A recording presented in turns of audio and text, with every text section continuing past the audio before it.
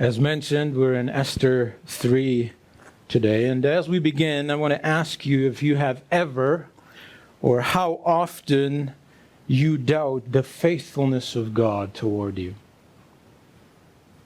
I think at some point in our Christian walk, we all come to that form of crossroads. It may take different forms for some of us, but all of us have to go through it. We're not sure if the Lord is really with us. We're perhaps afraid of what could or may happen. And this applies in the minute things of our lives. And then we go from our little bubble, perhaps, and we take a look at the world in general.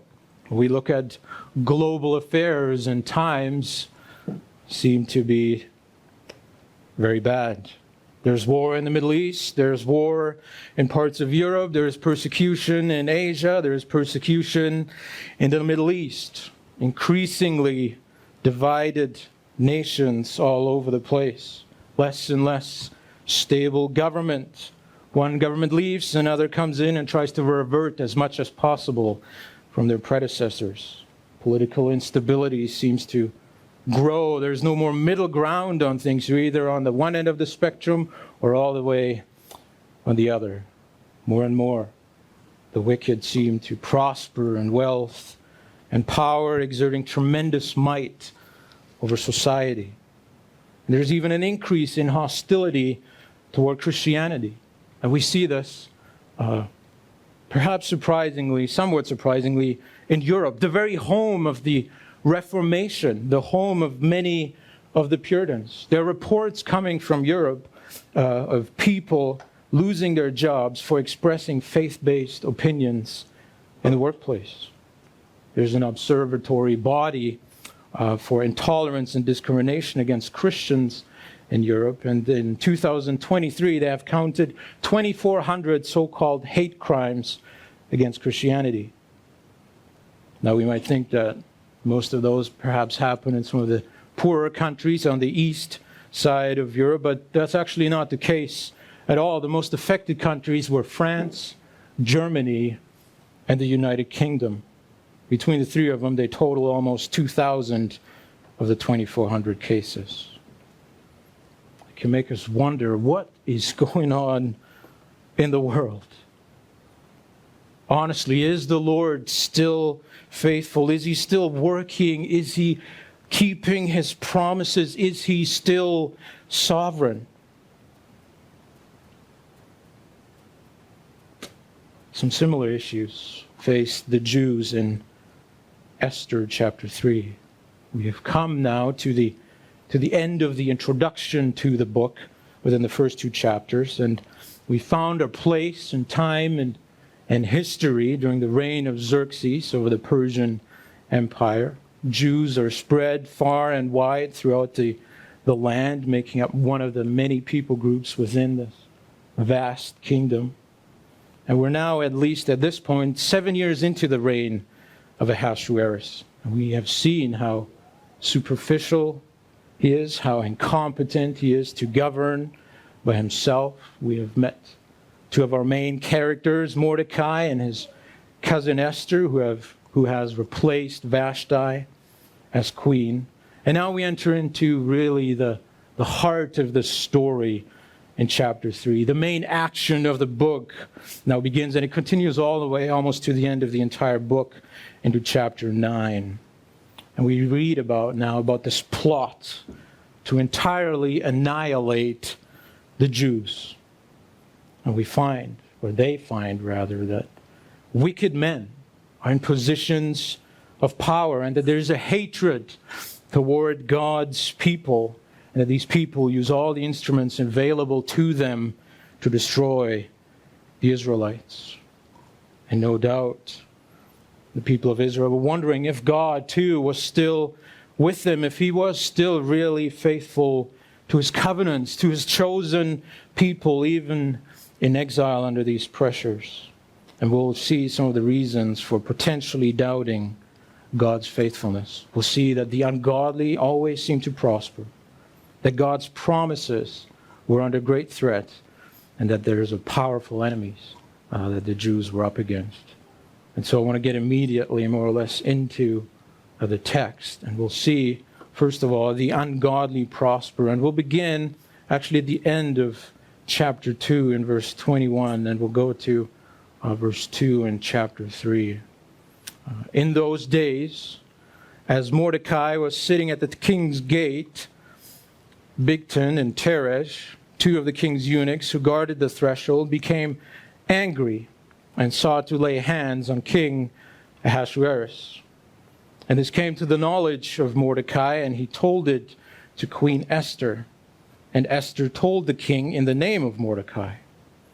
When the affair was investigated and found to be so, the men were both hanged on the gallows. And it was recorded in the book of the Chronicles in the presence of the king. After these things, King Ahasuerus promoted Haman the Agagite, the son of Hammedatha, and advanced him and set his throne above all the officials who were with him.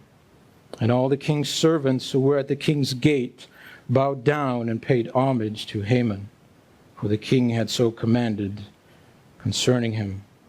We pick up the story shortly after the events that have led to Esther becoming queen. And we're told Mordecai is sitting at the king's gate. And what this implies to us, or this phraseology rather, indicates that Mordecai had some sort of position, formal, official position in the king's court. Because this gate was the entrance into the palace complex where many of the legal and the civil and commercial business was done. And because of his position, Mordecai is able to find out about this plot of these two eunuchs, some of the king's very closest servants that planned to assassinate their ruler. And then Mordecai finds out, and as soon as he finds out, he reports this to Esther, who then brings this before the king and gives full credit to her cousin for finding out. Once the king gets to the bottom of this, after investigation, the two eunuchs are killed. And the events are recorded in the book of the Chronicles of the king. Now, the original audience would have noticed something missing in the text at this point. And that is a reward for Mordecai. Because Persian kings were usually very eager to honor and reward those who had shown great acts of loyalty to them.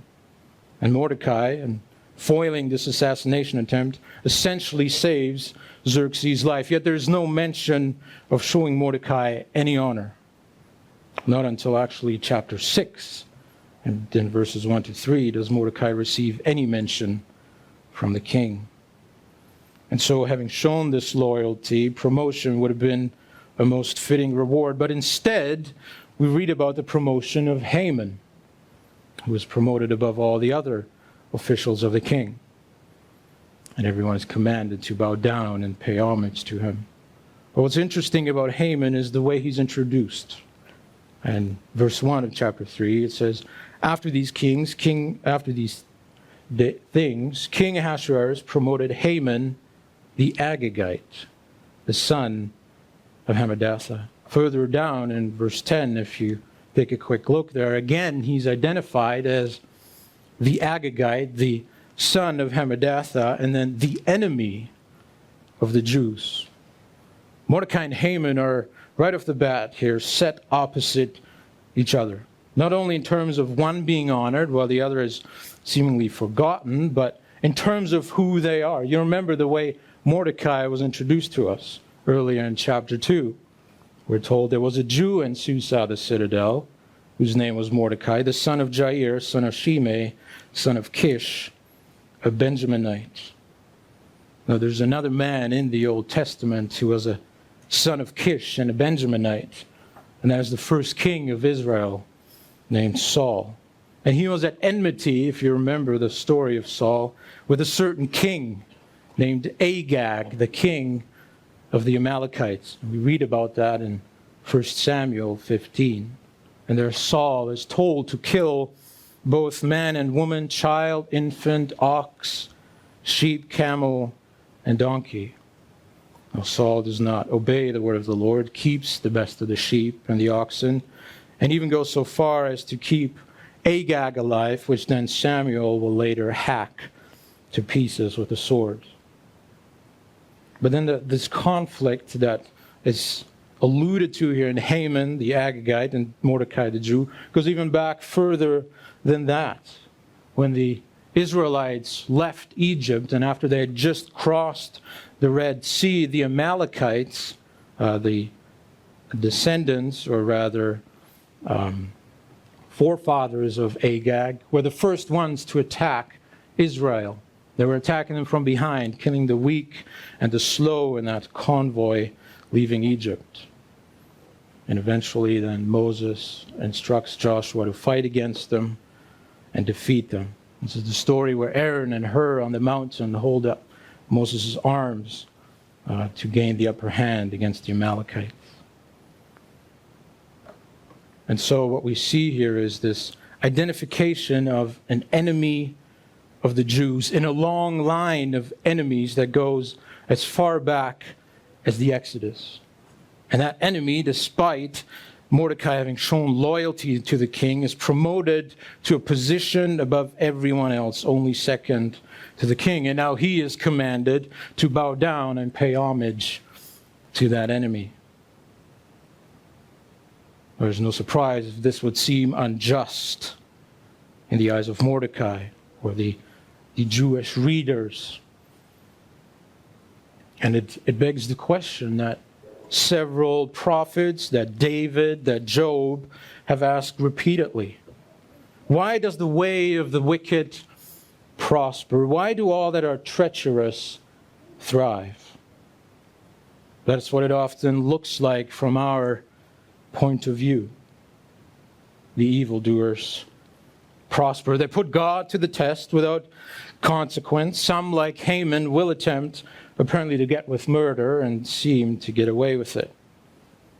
Remember Job, he asks a similar question after he loses all his 10 children and all his livestock in one day. He says, "Why do the wicked live, reach old age, and grow mighty in power? Their offspring are established in their presence, and their descendants before their eyes. Their houses are safe from fear, and no rod of God is upon them." Or David in Psalm 73, read it sometime. "For I was envious of the arrogant when I saw the prosperity of the wicked. For they have no pangs until death. Their bodies are fat and sleek. They are not in trouble as others are. They are not stricken like the rest of mankind." Doesn't it seem that so often, though God is omnipotent, he just idly looks at the wrongdoers? He remains silent, lets the evildoer do what he desires. And then there's us. We think it's unjust if we lose a job, if we don't make as much money, even though we do our work so earnestly before the Lord for his glory, to give what he gives us away to gospel preaching ministries. We're thankful for his providing for our needs, and the ungodly cares and spends for and on himself only, has no thankfulness in his heart to the Lord. When we have studied and worked for years on end, another is given a position instead of us. Why should we, as the Lord's people, suffer terrible illness? Some lifelong. Why do some of our children abandon the faith? We remember the couple that we prayed for a couple months ago, where their newborn child, less than a week old, has to go through several heart surgeries within the first week. Why do we experience these things if we are God's people, all the while those around us walk life at ease, unaffected by suffering, always prospering, even being over us in so many places? You see, I think our problem is that we look too much at man. What we don't have, what others do have, at our afflictions and the lack thereof for others.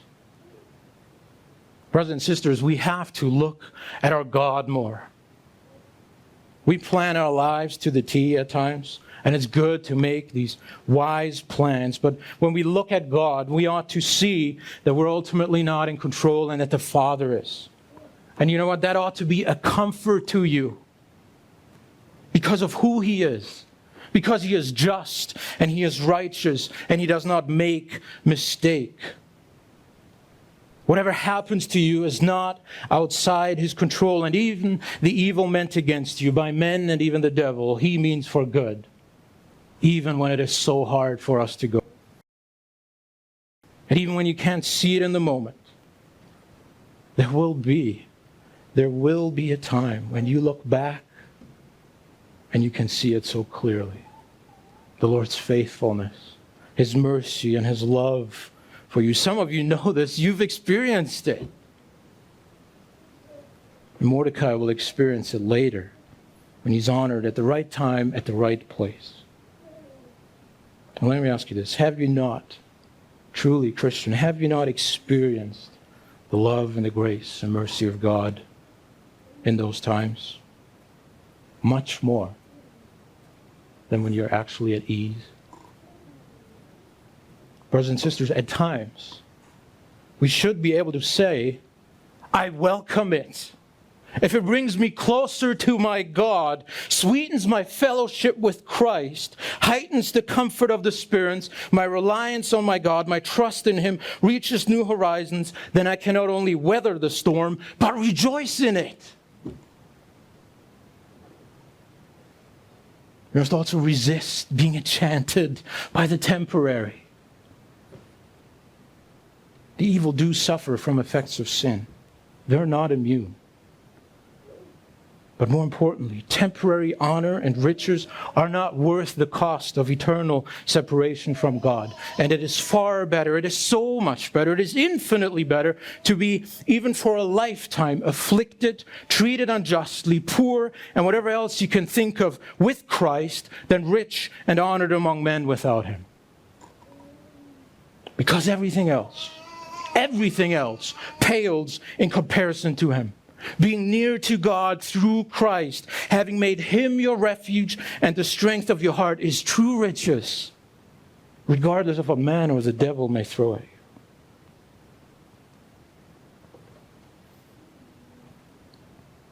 Now, secondly, not only does it seem that the wicked prosper and we suffer as the righteous, but at times it seems that the promises of God are under threat, that they will be thwarted. Look at verse 2 all the way through 7 in chapter 3. Then the king's servants who were at the king's gate said to Mordecai, why do you transgress the king's command? And when they spoke to him day after day, and he would not listen to them, they told Haman in order to see whether Mordecai's words would stand, for he had told them that he was a Jew. And when Haman saw that Mordecai did not bow down or pay homage to him, Haman was filled with fury. But he disdained to lay hands on Mordecai alone. So as they had made known to him the people of Mordecai, Haman sought to destroy all the Jews, the people of Mordecai, throughout the whole kingdom of Ahasuerus. In the first month, which is the month of Nisan, in the 12th year of King Ahasuerus, they cast pur, that is, they cast lots before Haman day after day, and they cast it month after month till the 12th month, which is the month of Adar. All the king's servants obey this command and they bow to Haman. That is all of them besides or except Mordecai. We're not given the exact, precise reason as to why he refused to do so. Some have suggested that it's merely or only religious, so as to not worship or bow down before anything besides the God of Israel. Well, the wording here used for bow down and pay homage is not necessarily exclusively one of religious worship, but it's also a form of showing respect and reverence simply by bowing. Mordecai would certainly do this and show respect to the king later in chapter 8 when he goes before him and We read nothing of his refusing to do so there. And then even Esther goes so far to fall before the king at his feet and pleading for the life of the Jews. And so it's not merely or only a religious act that's referred to here, but rather it's a proper protocol, if you will, in the king's court. And then again, if we remember how Mordecai and Haman were introduced, this is interesting and important in Hebrew narrative, that how a character is introduced is often an important aspect of the role they play in the story. And so we have Mordecai being introduced as a Jew, the tribe of Benjamin, and Haman as an Agagite. And so again, this highlighting of this enmity between the Jews and the Agagites, the author wants us to expect this continued conflict. And so Mordecai refuses simply to bow down for more or less personal reasons. He could not bow the knee to a man who was an enemy of the Jews. But his reaction, or his action rather, triggers the fury of Haman. And what he does is not only be angry with Mordecai, but sets his wrath against all the Jews in the entire Persian kingdom. And he goes before the king and accuses them. And what he wants to do is get this royal assent and the power that he needs to accomplish his desire. We read this in verses 8 all the way through to 11. Then Haman said to King Ahasuerus, "There's a certain people scattered abroad and dispersed among the peoples in all the provinces of your kingdom. Their laws are different from those of every other people, and they do not keep the king's laws. So that it is not to the king's profit to tolerate them. If it please the king, let it be decreed that they be destroyed, and I will pay 10,000 talents of silver into the hands of those who have charge of the king's business, that they may put it into the king's treasuries." So the king took his signet ring from his hand and gave it to Haman the Agagite, the son of Hammedatha, the enemy of the Jews. And the king said to Haman, "The money is given to you, the people also, to do with them as it seems good to you." Notice how cleverly Haman here manipulates the king to get exactly what he wants. He doesn't come out and say that there's only one man who has refused to bow to him. No, he knows exactly how to present this to Xerxes in a way that he would approve of it. And so he paints with a broad brush. He says there's a certain people all over the kingdom that they have different laws, they do not obey the king, and they're of no use. Of course, the king, we expected by now, being the man that he is, cannot tolerate somebody not obeying his laws and command. If his queen cannot say no to him, certainly that strange group of people cannot say no to him. And then Haman sweetens the offer, if you will, by offering these 10,000 talents of silver. This is estimated to be about 60% or so of the annual tax income of the kingdom at the time. And it's sweet to Ahasuerus because Persia was at war with Greece, and they had suffered defeat in that war, and so finances were a bit tight at the time. And so there's no question from the king about who these people are, where this absorbent amount of money is coming from. Instead, he gives his signet ring to Haman, the sign of royal authority, and he is allowed to do whatever seems good to him. And what's interesting is that Haman's hatred, unknown to him, really it seeks, if you think about it, to thwart the plans of God. Having set his heart on the destruction of the Jews, his plan really was one of the greatest threats to humanity. Forget so-called climate change, the possibility of nuclear wars, pandemics, the dangers, potential of AI, or anything else. What happens if Haman succeeds? There will be no Messiah. There will be no promised seed. No offspring of Abraham, no son of David, no Lamb of God to take away the sins of the world. The Israelites were given the covenants. They were given the law, and from them, according to the flesh, the Christ was to come from the tribe of Judah. If this plan succeeds, there is no hope for humanity. So the question facing the Jews was one of God's faithfulness to His promises. Will He protect His people? Is He actually going to be faithful to the promises of Abraham, that the whole world will be blessed through him? Or the covenant of David, which had said that there will be a son of David on the throne forever. These were all promises the Lord made to His people. Is He going to see them through to the end? Would the Christ, the one that Moses and the prophets spoke about, really come? Their faith is challenged. And I don't think we're all that different, to be honest. We don't have the problem of having too much faith. Quite the opposite. We have the problem of too little faith. Often we're not sure if the Lord will see us through. When we're hit with crises that are far too much for us to handle, we simply have no control and have to sit idly by, where we're at our wits' end. There is no strength left in you. You've been in the trenches for a while, and there seems no way out. It seems prayers aren't answered, no matter how often you fall on your knees and cry out to the Lord. It's easy to despair in times like that, isn't it? We simply cannot look into the future. We don't know what tomorrow holds. But even in our text, there's a hint of encouragement, and it's so easily overlooked, but it is so good.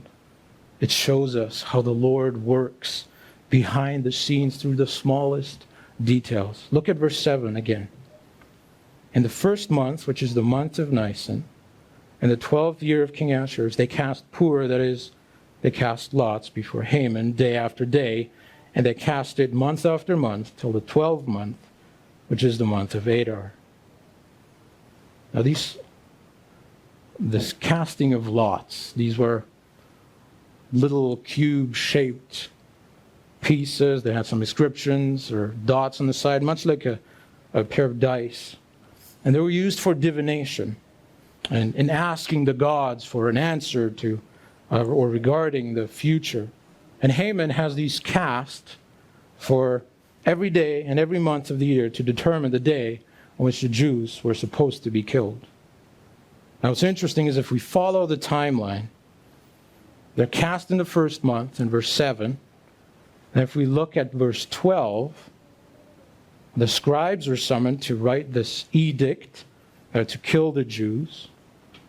And then in verse 13, we read that letters were sent by couriers to all the king's provinces with instruction to destroy, to kill, and to annihilate all Jews, young and old, women and children, in one day, the 13th day of the 12th month, which is the month of Adar.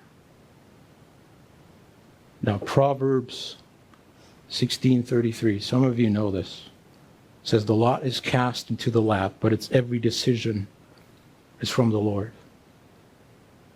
Like, do you see this? From the time Haman decides to go after the Jews in the first month to the day they're supposed to be killed is a period of 11 months. If we take Proverbs into consideration, this is not a coincidence. The Lord is firmly in control of what happens to His people and when it happens to them. And then the rest of the book, they cover those 11 months in that period. And this immense threat. It's so great. But the Lord, by His providence, arranges things in a way that will preserve His people.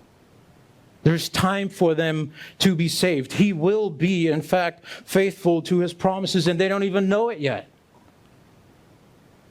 And neither do we in our afflictions. All we can see is what's happening in the moment, but we cannot see the end. A Christian, you can take comfort that the Lord knows the end of a matter before it even transpires. That He has put and is putting pieces in place that will get you through it. And He will show that He is faithful to you, that He will preserve you. But not only does it seem at times that the wicked prosper and the Lord's plans might be under threat, but there's an enemy that is all powerful, it seems. Look at verse 12 through 15.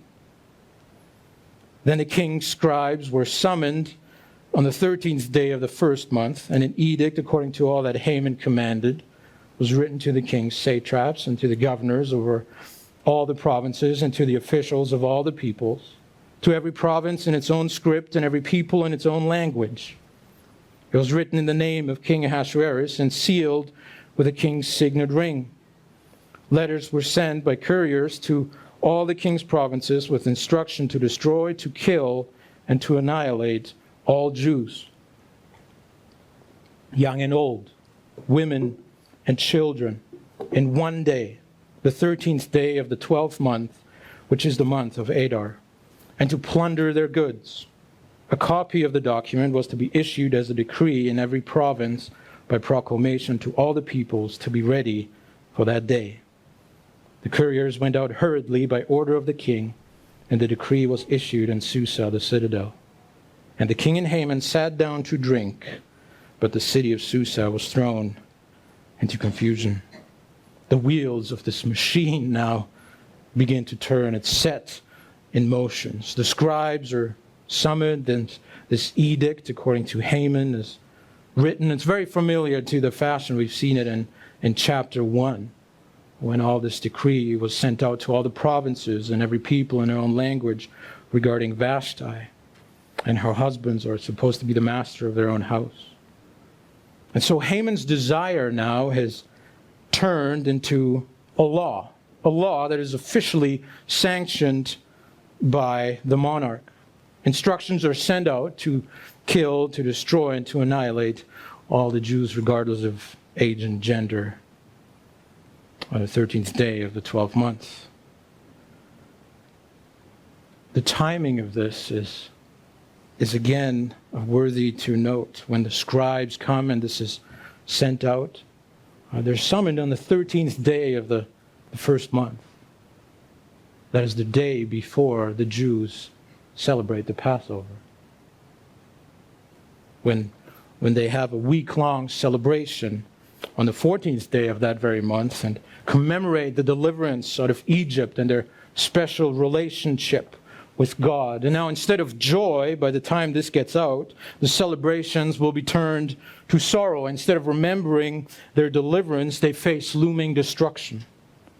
And again, the faith of God's people is challenged. Will He again redeem them? This destruction backed by the power of the kingdom. You notice how the whole empire is involved in this. The scribes come, they write it. The edict is sent to the satraps and the governors all over the land. It's written in the name of the king. It has the stamp of approval of the king. It's sealed with his signet ring. The instructions are given to destroy and to kill. And then all of that is issued as a decree in every province as well as the capital. This is all the might of Persia coming against the people dispersed all throughout the land without a way to gather any sort of forces to resist. There's nothing the Jews could possibly do. They have no king themselves that they can implore. And so where is their help going to come from? This few people against this greatest empire on earth at the time. And we know that the law of the Persians was unable to be revoked. And so what is done is done. It cannot be undone. You're facing this state-sanctioned extermination. Their help must come from somewhere else. And the reader is supposed to ask, will the Lord do it? Can He do it against this all-powerful enemy? And that'll be explored in the chapters all the way to the end of the book. No, we have not faced the state-sanctioned call for the destruction of all Christians in this nation. But from our point of view, it can look like the Lord has handed all power over to the evil one at times, as if the restraint on evil has been completely removed and unrighteousness reigns unhindered in the land. And I think we can see, or begin to see, hints of that even in our own nation.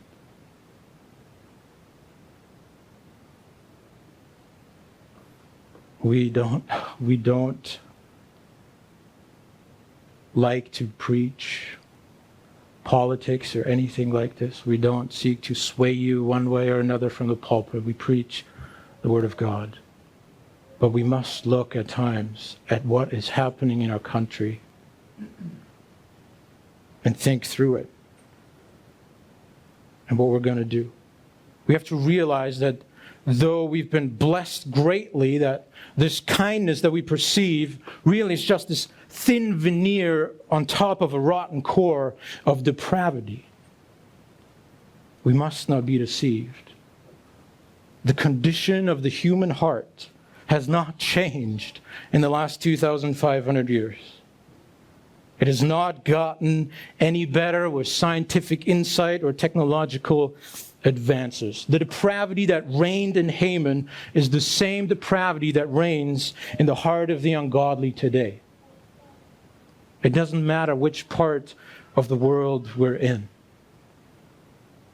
Christian, do not think for a second that what Haman desired, the thing that is being done to brothers and sisters in North Korea, in the Middle East, and wherever else, could never happen here because we're apparently more civilized or something. That's nonsense. That is a lie. But because we've grown up in this environment, we're slow to see this. And I think it's, to a degree, we're ignorant of the depravity of man in this area. It usually begins so small. Let me illustrate this, how this is being played out in front of our eyes right here. We have a distinctly Reformed Christian political association in Canada. And one of their stated goals is to bring a biblical perspective to our civil authorities. Now, a couple months ago, in October, the BC government debated the views and policies of this association, and they ended up voting on this. They voted 48-3 to condemn this group as intolerant and hateful because they affirmed, can you guess what they affirmed? Biblical sexuality, and they stood against abortion. And this does not depend on political parties, by the way. The Conservatives did not vote to not vote. So don't think it's dependent on a party. And then just as recently as 6 weeks ago, some of you may have heard this, the chair of the House of Commons Standing Committee on Justice on Human Rights, he said this during a meeting: in Leviticus, Deuteronomy, Romans, there's other passages. There is clear hatred towards, for example, homosexuals. He goes on, I mean, clearly there are situations in these texts where these statements are hateful. They should not be used to invoke or be a defense. If you've watched the news at all, you know that this might be related to Bill C-9. It's been in the news. And the goal of this bill, if you don't know, is to amend the criminal code in relation to hate speech. Currently, at the moment, there's a section in the criminal code under which we could still publicly disagree with the current view that society holds on sexuality and gender, if it's to be found that this would be a sincerely held belief based on what the Bible has to say on this topic. This current bill is trying to remove that very protection. And because of these sweeping changes and definitions that are not as clear as we would like them to be, we have no idea if even publicly quoting Scripture is going to fall under this criminal speech. Especially if certain passages have already been quoted by government officials to be hateful. You see that this has ramifications for you, right? For those who preach, parents, for the way you raise your children, what you teach them. Everyone who's trying to preach the gospel, who's trying to hold to biblical truths. Do you see that we are not immune to persecution? We should be grieved by these things, absolutely. But we should not be shocked or surprised. The world hates Christ. It hated him and still hates him, including his people. They do these things because they do not know God. It's a direct attack on him. Think about this. Christ was betrayed by one of his own disciples, one that he had chosen to be among the 12. He was denied by Peter, who had made that great confession, saying to Jesus, "You are the Christ, the Son of the living God." He had assured him that certainly he would not fall away. If that was Christ's experience at the hand of his very closest companions, do you really think that the ungodly will always be loving toward us? You're not above your master. We don't know where this nation is headed. Well, we ought to be ready. No fear of man. Always honoring Christ in our hearts, being ready to suffer the consequences for doing good if that should be God's will. Trusting that the Lord uses evil for good, no matter what it may look like in whatever shape or form it takes. He has shown that he does this over and over again, whether it be with Joseph in Egypt, Daniel in Babylon, Mordecai and Esther. And we talked about this last week with our soon-to-be new members. The greatest way in which he has shown this, that he uses evil for good and remains in control even over the most powerful enemy, is in the gospel. Christ being nailed to that cross by men was an act of evil. But at the same time, it was so much more than that. It was part of God's marvelous work of atonement for you. Through the ignorant, evil actions, the hatred toward him, God fulfilled what he had foretold by the prophets, that the Christ would suffer for the many. Herod, Pilate, the Gentiles, people of Israel, they were all gathered against Jesus. What were they to do? To do whatever the Father's hand and plan had predestined to take place. You remember Pilate asking Jesus, "Do you not know that I have authority to release you and authority to crucify you?" And what does Christ answer? He says, "You would have no authority over me at all unless it had been given you from above." You see, redemption for you was not achieved in spite of injustice and evil, but through those very acts. No matter how mighty the ruling powers may seem and how helpless we might feel, the Lord our God is seated on his throne. He is in the heavens and he does whatever he pleases. And his children, Christian, you're not victims. Everything that happens to you has been touched by his sovereign hand. The authorities may think that we're not obeying There are laws that were of no benefit to them. And part of that is true, but not regarding them.